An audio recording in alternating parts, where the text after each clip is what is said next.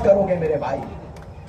और आज झारखंड नवनिर्माण की बात यदि हम लोग करते हैं तो जहां जयराम महतो के बलिदान की बारी आएगी, सीना खोलकर उसका भाई रिजवान अंसारी खड़ा रहेगा शहादत देने के लिए। ये हमारा परिचय, ये झारखंड की तस्वीर है। हमने कहा था कि हम वो मुल्क से संबंध रखते हैं जिसे सोने की चिड़िया कही जाती है, और हम उस प्रदेश के निवास करने वाले झारखंडी है जो पूरे विश्व के मानचित्र में इस मानचित्र झारखंड के मानचित्र का विशेष स्थान है। सिकंदर के शमशीर में वो ताकत नहीं था, सिकंदर के फौज में वो फौलाद नहीं था कि भारत के एक भी कंकड़ के माथे पर विराजमान हो पाए। अरे उतना तो छोड़िए, पूरी दुनिया के दौलत में वो ताकत नहीं था कि भारत से एक निकला हुआ हीरा, एक निकला हुआ पत्थर जिसे हम कोहिनूर कहते हैं, पूरी दुनिया में कोई ऐसी दौलत की ताकत नहीं थी कि उस पत्थर को खरीद सके, उस पत्थर को खरीद सके। तभी अल्लामा इकबाल ने कहा था कि यूनानो मिस्र रोमा सब मिट गए जहां से, यूनानो मिस्र रोमा सब मिट गए जहां से, कुछ बात है कि हस्ती मिटती नहीं हमारी, सदियों रहा है दुश्मन दौरे जहां हमारा, सारे जहां से अच्छा हिंदुस्तान हमारा, सारे जहां से अच्छा हिंदुस्तान हमारा। आप हमें बांटने का प्रयास करते हो। मैं जानना चाहता हूं अपने झारखंड वासियों से, लोकतंत्र के चौथे स्तंभ के माध्यम से इस बात को जानना चाहते हैं और उन हुक्मरानों से भी जानना चाहते हैं जो लगातार जयराम महतो के ऊपर और उनकी पूरी फौज के ऊपर टीका टिप्पणी करवाते हैं अपने चेले चमचों से। मैं उन लोगों को कहना चाहूंगा कि श्रीमान बताइए हमारा अपराध क्या है, हमारा गुनाह क्या है। हमारा अपराध यह है कि झारखंडियत के मुद्दों पर हम आगे आए हैं। हमारा अपराध यह है कि हम इलेक्ट्रो स्टील के खिलाफ बात किए। हमारा अपराध यह है कि हम टाटा कंपनी के खिलाफ में, उनके दमनकारी नीतियों के खिलाफ में बिगुल फूंकने का हमने काम किया है। उनके खिलाफ हम लोगों ने धरना देने का काम किया है। अपने मजदूर भाइयों के खिलाफ, अपने मजदूर भाइयों के उनके हक पर, उनके हुकूक पर, उनके अधिकार पर हमारे जयराम महतो और उनकी सेना ने बात किया है। यही अपराध है, यही अपराध है। यदि यह अपराध है तो मुझे बताइए कौन कौन इस अपराध को करने के लिए आगे आएंगे, बताइए मुझे आप। झारखंड में जब इतना बड़ा आंदोलन छिड़ा है तो यह अपराध नहीं है, यह हक बात है, यह अधिकार पर बात हम लोगों ने किया है। हमारे लिए गुनाह की कोई बात नहीं है। यदि यह अपराध है तो इस अपराध को हम तमाम झारखंड के लोग करेंगे। आप अपराधियों के श्रेणी में हम लोगों को रखने का काम कीजिए महोदय, हम लोग तैयार हैं। कम समय है, आदिवासी हितैषी सरकार कहने वाले आज आदिवासियों के साथ आपके चंपाई सोरेन की बात करेंगे, क्योंकि वो शायद यही इलाके से आता है, आपके बगल के विधानसभा से। मैं जानना चाहता हूं राज्य के यशस्वी मुख्यमंत्री महोदय कि आप कहते हैं कि हम आदिवासी हितैषी सरकार है, मुस्लिम हितैषी सरकार है, मुस्लिमों की सुरक्षा पर बात करते हैं, आदिवासियों की सुरक्षा पर बात करते हैं। लेकिन यही कंपनियों की जब हम लोग बात करें और कंपनियों में यदि हमारी जमीन चली जाती है और टाइगर जयराम महतो का सेना यदि उसके विरोध में अपने आवाज को बुलंद करने के लिए हुक्मरानों के खिलाफ में और ये दमनकारी कंपनियों के खिलाफ में यदि चरमबद्ध आंदोलन की तैयारी करते हैं, अपनी आवाज को यदि बुलंद करने का एक कदम आगे बढ़ने का प्रयास करते हैं, तो अफसोस के साथ इस बात को कहते हैं कि हमारे माडी जैसे नौजवान को जेल के सलाखों के पीछे डाल दिया जाता है। यही तस्वीर है आपकी, यही तस्वीर है आपकी। बताइए उन नौजवानों का क्या दोष था, उन माओं का क्या दोष था, उन बहनों का क्या दोष था जो आज लगभग 2 महीने से जेल के सलाखों के पीछे पड़ा है। आपका दिल नहीं रोता है मान्यवर कि ये आपके बच्चे हैं, ये आपकी बेटियां हैं, ये आपकी माएं हैं। अरे भाई मैं गया था, हमारा पूरा टीम गया हुआ था कोल्हान का, मैं जेल के अंदर उनसे मिलकर आया। वो बच्चा रो रहा था जी, रो रहा था वो। बताइए इतना डर जयराम महतो की टीम से, इतना डर भाई क्यों ऐसा भय आ गया आपके अंदर, क्यों आ गया आपके अंदर? इसलिए कि आपको लूट लूट कर आदत था मान्यवर, आपको लूट लूट कर आदत था, लूट कर खाने की आदत पड़ी हुई थी।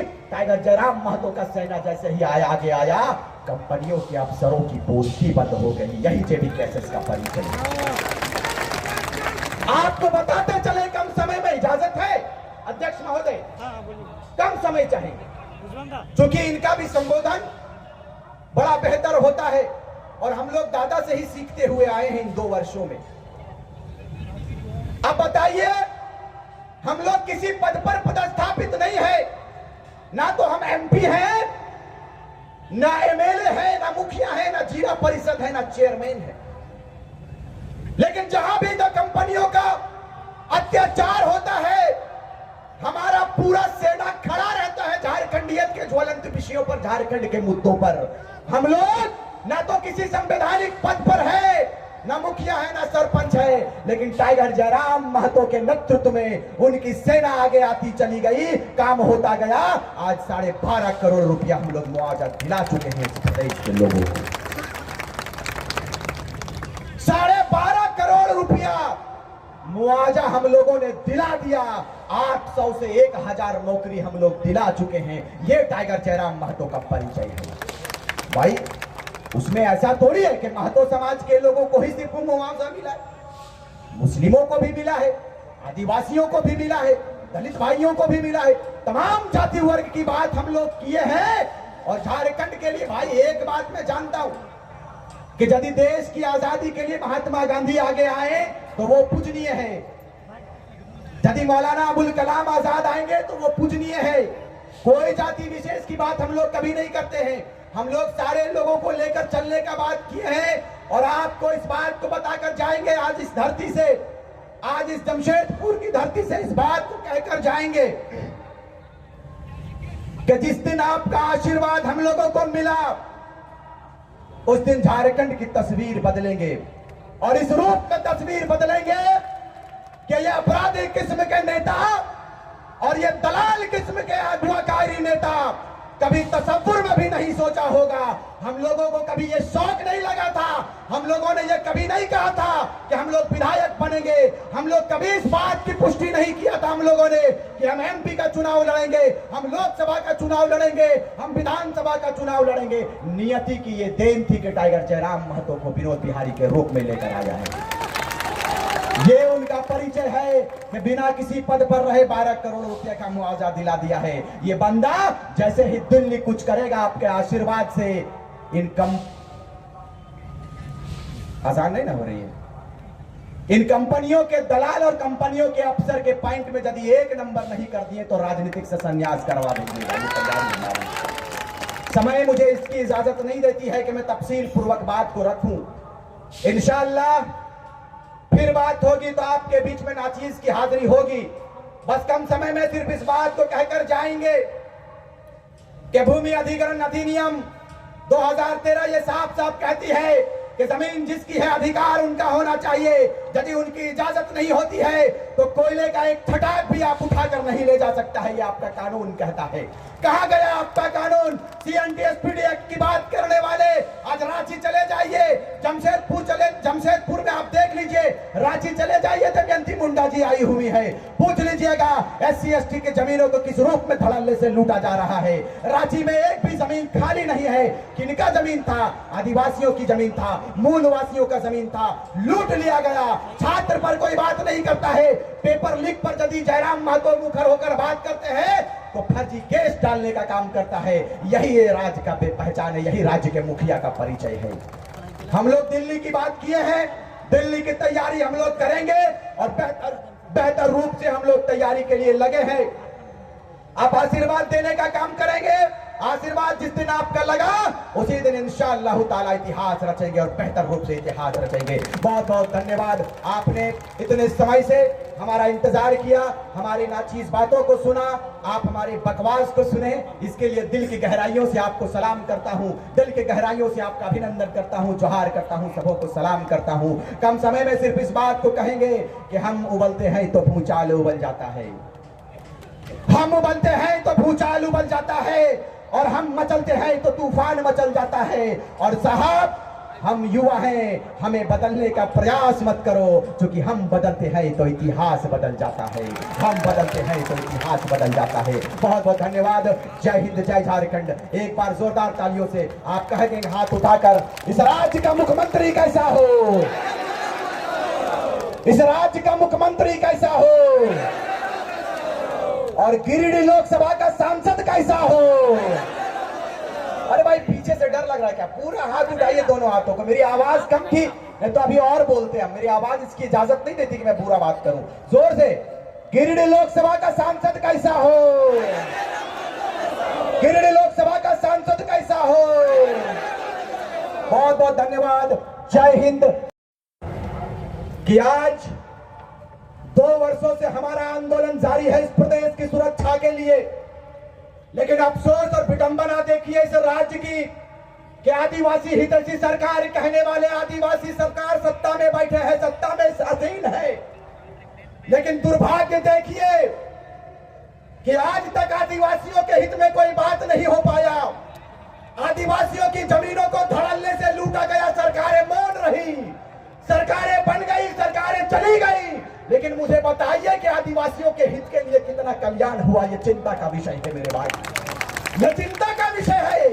जब जयराम महतो और उनकी सेना का आगमन हुआ इस प्रदेश में तो 3.25 करोड़ जनमानस के दिलों दिमाग में ये बात बैठ गया कि विनोद बिहारी नहीं आएंगे, सुनील महतो नहीं आएंगे, निर्मल महतो, शहीद शक्तिनाथ महतो, कुतुबुद्दीन अंसारी नहीं आएंगे।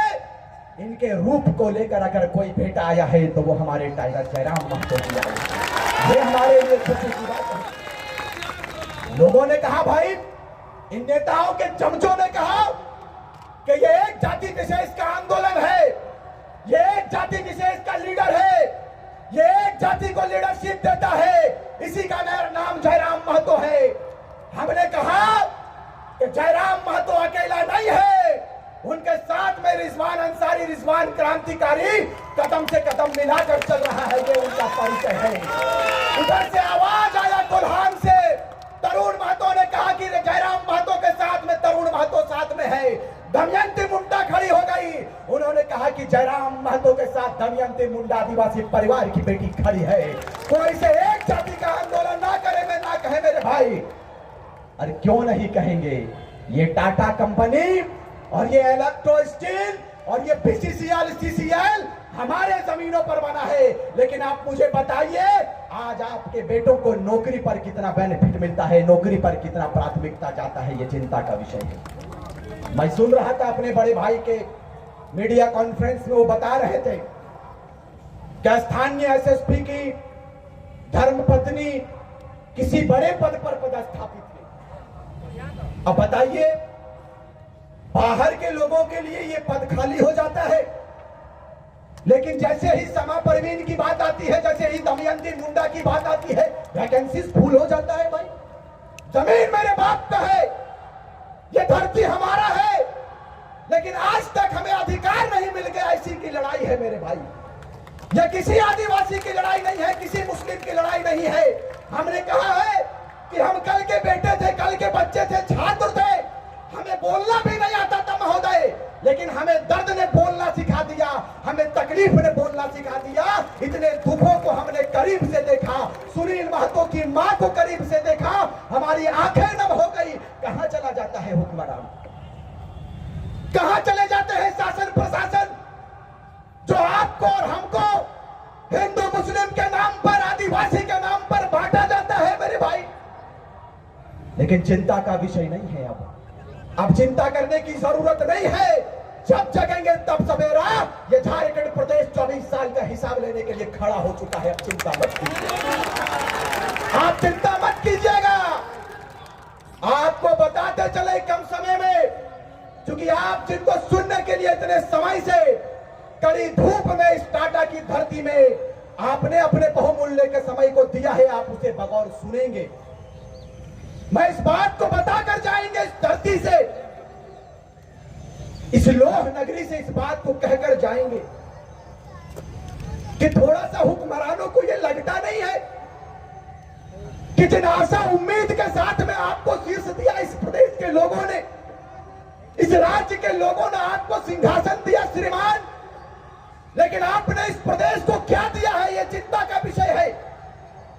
जैसे ही दुमका सीट की बात आती है, वैसे ही उसका भाई बसंत सोरेन खड़ा हो जाता है। यही तस्वीर है उनकी। यही तस्वीर है उनकी।